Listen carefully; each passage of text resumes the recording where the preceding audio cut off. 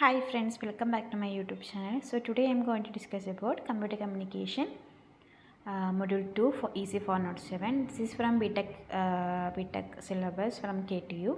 So let's go to the video. So this is all about the media access control MAC. So the first we can go into an introduction part of media access control. So what is media access control and what is the inside topics in that media access control that we can discuss now. So we discussed data link layer control. That data link control a mechanism which provides a link with a reliable communication. So data link control means it's a mechanism which provides a link with reliable communication. In the protocol we assume that there is no available dedicated link or channel between the sender and receiver. This assumption may or may not be true. If needed, we can have a dedicated link, as when we connect with the internet using PPP as a data link layer data link control protocol. Then the assumption is true, and we do not use this anything else. On the other hand, if we use our cellular phone to connect another cellular phone, the channel, the band allocated to the vendor company is not dedicated. A person a few feet away from us may be using the same channel or talk to her friend. So we can consider the data link layer as two sub-layers. The upper layer is responsible for data link control and the lower layer is responsible for resolving access to the shared media. So what we discussed now, so we are assuming that there is no dedicated link for the sender and the receiver. So when we consider a dedicated link is there while we connecting through internet to the data as the data link control protocol, the assumption is true and there is nothing else in between that. So on the other hand, when we are connecting with our phone to our friend and in a cellular phone, and there is a dedicated bandwidth or something like that, but it is not dedicated. A few feet away, there might be another person using the same channel to talk to her friend. So we can consider that data link layer as this two sub layer, and the upper layer is responsible for data link control and the lower layer is responsible for resolving the access to the shared media. This shared media means that band in which we are going to access to get connected between the sender and receiver. So if the channel is dedicated, we do not need the lower layer. So if the channel is dedicated, we do not need the lower sub layer. So figure shows these two sub layer in data link layer. So data link control and multiple access resolution. There are two layers for data link layer. First one is data link control and then multiple access resolution. So if the channel is dedicated, then we don't need this sub layer. So IEEE has actually made the division for LANs. The upper sublayer that is responsible for flow and error control is called logical link control (LLC) layer. The lower sublayer that is mostly responsible for multiple access resolution is called media access control, that is MAC layer. And when nodes or stations are connected and use a common link called multi-point or broadcast link, we need a multi-access protocol to coordinate access to this link. So we have three terminologies. First one is logical link control layer and media access control layer and multi-point or broadcast link. So for that one, the multi-point or broadcast link, we need a multiple access protocol to coordinate the access to that link. And LLC means responsible for flow and error control, and media access control MAC is responsible for multiple access resolution. The problem of controlling the access to the medium is similar to the rules of speaking in an assembly. The procedure guarantees that the right to speak is upheld and ensure that two people do not speak at the same time and do not interrupt each other, do not monopolize the discussion and so on. The situation is similar on multi-point network. Many formal protocols have been devised to handle access to a shared link. We can categorize them to three groups. Processing protocol belonging to each groups are shown below. So multiple access protocols are divided into three types, and random access protocol, controlled access protocol, channelization protocol. So first one is channel random access protocol. So random access protocol divided into Aloha, CSMA, CSMA-CD, CSMA-CA. And the controlled access protocol are divided into reservation, then polling and token passing. And channelization protocol, FDMA, GDMA and CDMA. So we have already discussed about this channelization protocol, that is FDMA, GDMA and CDMA. Frequency division multiple access, time division multiple access, code division multiple access. These are the channelization protocol. And CSMA, CSMA, CD, CSMA, C are discussing in the next sections also. So carrier sense multiple access, carrier sense multiple access collision detection, carrier sense multiple access collision acceptance. So these are the three types of multiple access protocol that we are using. So we are mainly focusing on CSMA and the random access protocol, CSMA, CSMA-CD, CSMA-CA, and channelization protocol, FDMA, GDMA and CDMA. So next one is random access. So in random access or contention methods, no station is superior to another station and none is assigned the control over another. No station permit or does not permit another station to send. At each instance, a station that has the data to send uses a procedure defined by the protocol to make decision on whether or not to send. The decision depends on the state of the medium, idle or busy. In other words, the station can transmit when it desires on the condition that it follows the predefined procedure, including the testing of the state of the medium. Two features give this method its name. First, there is no scheduled time for a station to transmit, and transmission is random among the station. That is why the methods are called random access. So why it is called random access? Because there is no scheduled time for a station to transmit, and transmission is random among the station. That is why these methods are called random access. Second, no rules specify which station codes should send next, and stations compete with one another to access the medium. That is why these methods are so called contention methods. So in a random access method, each station has the right to the medium without being controlled by any other station. However, if more than one station tries to send, there is an access conflict collision and the frames will be either destroyed or modified. However, if more than one station tries to send, there is an access conflict condition and the frames will be either destroyed or modified. To avoid conflict or to resolve it, when it happens, each station follows a procedure that called following questions. When can a station access the medium? What can the station do if the medium is busy? How can the station determine the success or failure of the transmission? What can the station do if there is an access conflict? So the random access methods we study in this chapter have evolved from very interesting protocol known as Aloha. So which is used a very simple protocol called multiple access. So the method was improved with the addition of procedure that forces the station to sense medium before transmitting. So this is called carrier sense multiple access.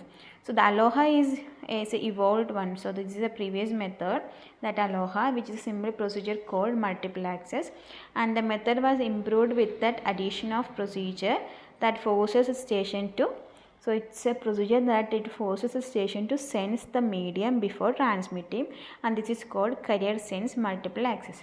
The method later evolved into two parallel methods: carrier sense multiple access with collision detection, that means CSMA-CD, and carrier sense multiple access with collision avoidance, CSMA-CA. So CSMA-CD tells the station what to do when a collision is detected. So CSMA-CD tells the station what to do when a collision is detected. CSMA-CA tries to avoid the collision. So carrier sense multiple access, we can discuss more on carrier sense multiple access.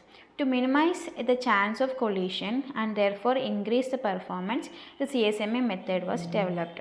The chance of collision can be reduced if a station senses the medium before trying to use it.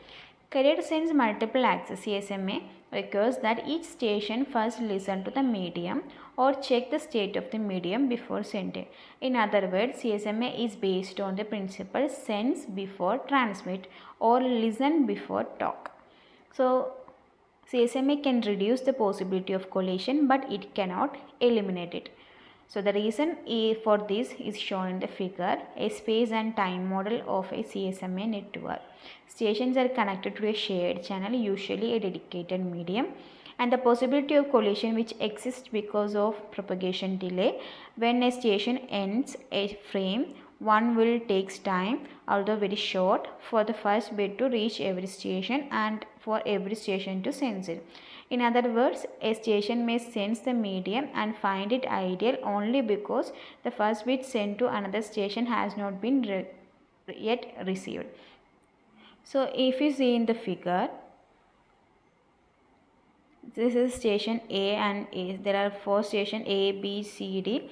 B starts at time T1 and C starts at time T2. And T1 is here area where A signal exists and areas where both signal exist. So you can see areas where B signal exists. So there are collision happening here. So from this figure we can confirm that the first possibility weekend possibility of collision still exists because of propagation delay.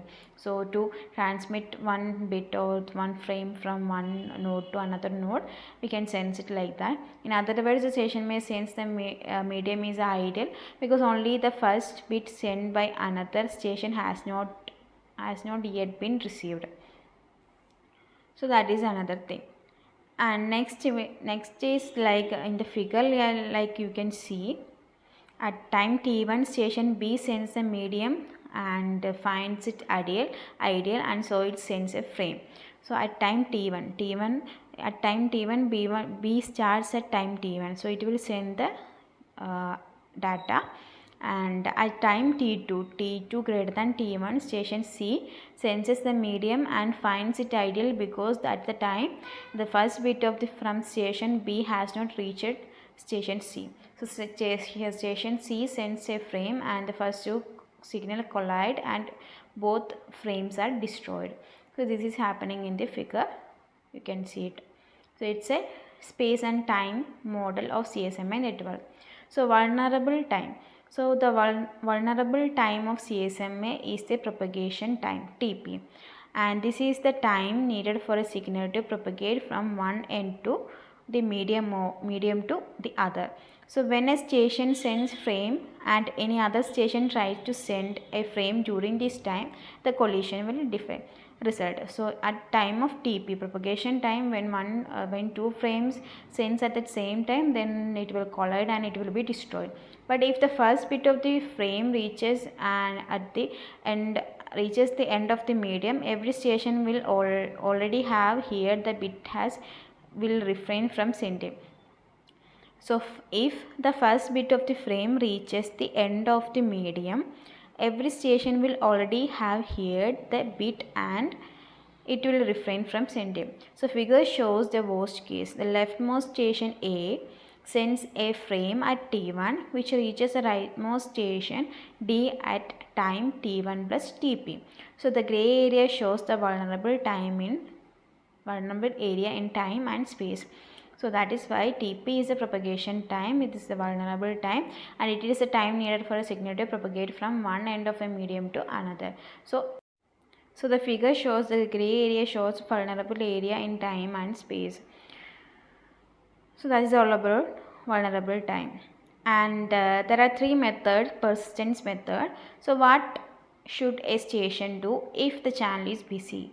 What should a station do if the channel is ideal? 3 methods have been devised to answer these questions. The one persistent method and non-persistent method and p-persistent method. Figure shows the behavior of the 3 persistence method when the station channel are busy. So first one is 1 persistent. The 1 persistent method is simple and straightforward. In the method, after the station finds the line ideal, it sends a frame immediately with probability 1.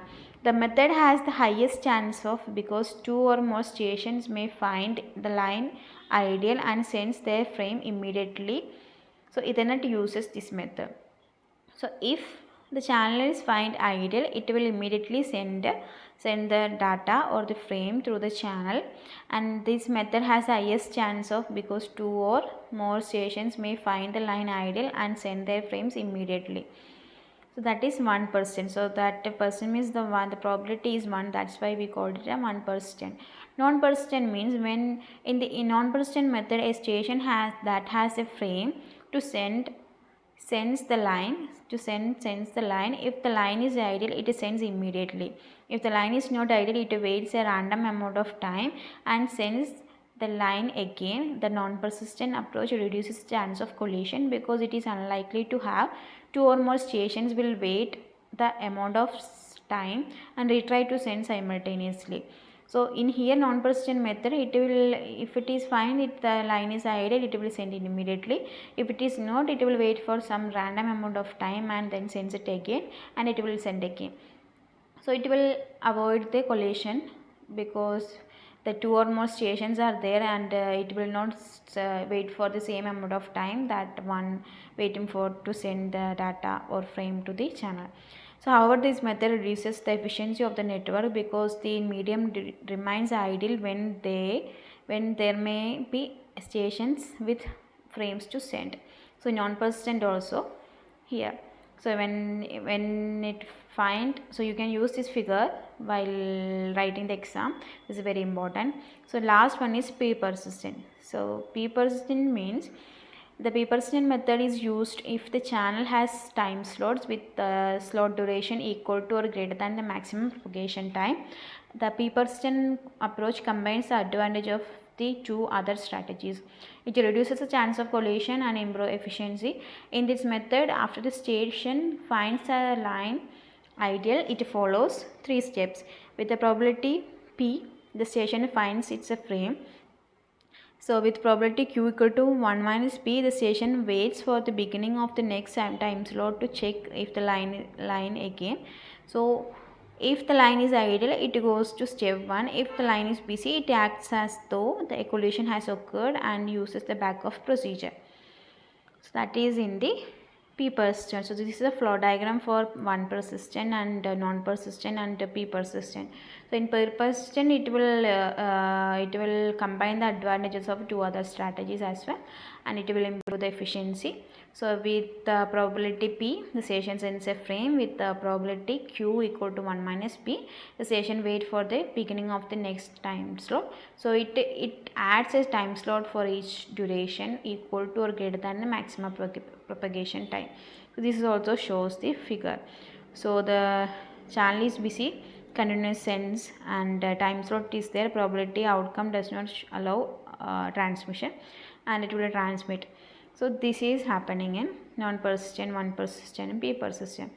And in one persistent flow diagram, you can say in the diamond there is channel, and channel is ideal, and it will send the frame, and if it is busy, it will go and check, and then it is sent again.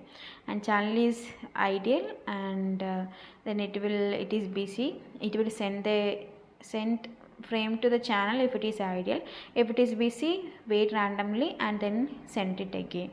And here it will use rollback or like a backup procedure. Like if the channel is busy, it will not send. If it is ideal, it will send. And if it is busy, use a backup process as though the collision occurred. And probability of outcome, so there is like this. The flow diagram is starting from right side. So channel is ideal, it will send the data, and the probability of outcome less than P, then less than P the station can transmit. If it is greater than P, wait for a slot, and then channel is ideal, channel is busy, it will go for, the flow is coming from like this. So it will go from right to left, and channel is busy, and it will use a backup procedure. And if it is ideal, then it is go for the previous one, and then it will check for the probability of outcome. And if it is less than P, and the station can transmit, and if it is greater than p, wait for a time slot. This is happening p persistent. So this is all about the introduction part of multiple access media access control. Like data link layer have that possibility that we are discussing now. So now we have discussed about CSMA, mostly about CSMA and persistent method, vulnerability time, and etc.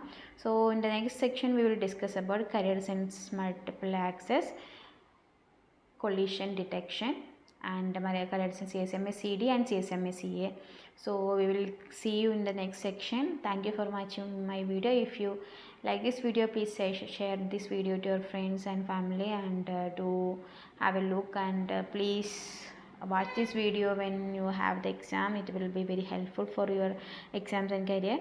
So thank you. If you like this video, please subscribe. Thank you. See you in the next video.